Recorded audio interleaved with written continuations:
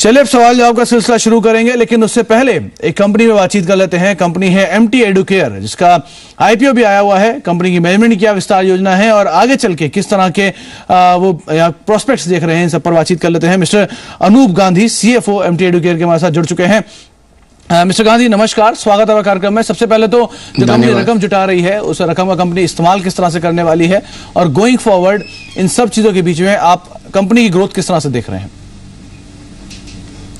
तो देखिए, ये 99 करोड़ का आईपीओ है, जिसमें से 35 करोड़ कंपनी के अंदर आ रहे हैं। और ये 35 करोड़ की जो यूसेज है वो हमारे पीयू कैंपस के लिए और हमारे 20 लोकेशंस जो हम आगे जाके डालने वाले उसके लिए है।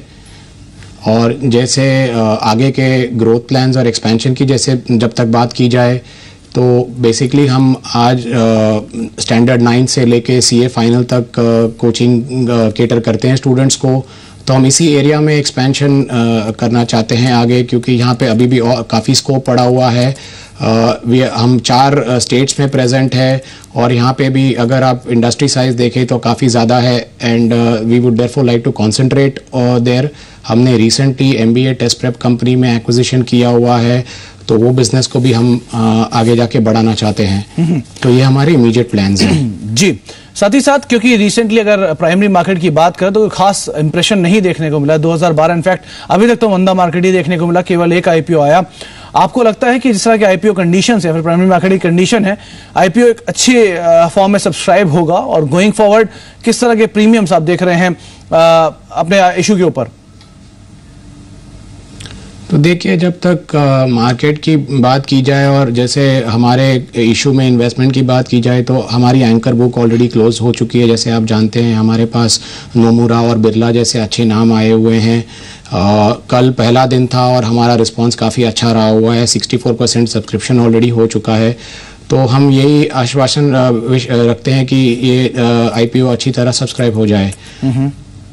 जी, उसके अलावा जिस तरह से आपने शिक्षा क्षेत्र की बात करी, कंपनी के विस्तार योजनाओं की बात करी, ये स्पेस ऑलरेडी अगर जो लिस्टेड कंपनीज की बात करें या फिर ऑलरेडी जो पीयर्स हैं कंपनी के, वो ऑलरेडी स्पेस के अंदर हैं, उनको भी कई सारी कंस्ट्रेंट है, खासतौर से सरकार को लेकर जो चिंता है, उन्हें बजट में कभी उम्मीदें थी जो पूरी नहीं हो पाई। गोइंग फॉरवर्ड इन सब चीजों को देखते हुए आप ओवरऑल एटमॉस्फेयर कैसे देख रहे हैं शिक्षा क्षेत्र में? देखिए, एजुकेशन एक सनराइज सेक्टर है, यहाँ पे ग्रोथ अपॉर्चुनिटीज़ फिनोमिनल है। जहाँ तक हमारे पीयर्स की बात की जाए, तो लेट मी टेल यू, हम उनसे काफ़ी अलग है। Most of the comparison which is there, we are present, and I talk only about ourselves. हम आज स्टैंडर्ड 9 से लेके सीए फाइनल तक कोचिंग केटर करते हैं, तो the growth opportunities are phenomenal. और मुझे नहीं लगता कि यहाँ पे हमारे लिए ग्रोथ के लिए कोई रुकावट आनी चाहिए। उसके अलावा क्योंकि कंपनी की कुछ नई यूनिट्स भी शुरू हो रही हैं, जिसके लिए भी कंपनी इस रकम का इस्तेमाल करेगी, उन यूनिट्स के अलावा कुछ फर्दर एक्विजिशंस प्लान आउट भी हैं जो एक्जिस्टिंग यूनिट्स के अंदर खरीदारी करेंगे? देखिए, opportunities keep on coming at any point of time, तो जब भी जैसे आएंगे तो हम उसको देखते रहेंगे। चलिए, बहुत बहुत शुक्रिया मिस्टर गांधी आपका कार्यक्रम में जुड़ने के लिए, और इन सब विस्तार योजनाओं बातचीत करने के हम आपसे दोबारा जुड़ेंगे जैसे ही कंपनी का सब्सक्रिप्शन पूरा होगा, और साथ ही साथ लिस्टिंग के दौरान भी हम आपसे बातचीत जारी रखेंगे। बहुत बहुत शुक्रिया आपका कार्यक्रम में जुड़ने के लिए और विस्तार योजनाओं पर बातचीत करने के लिए।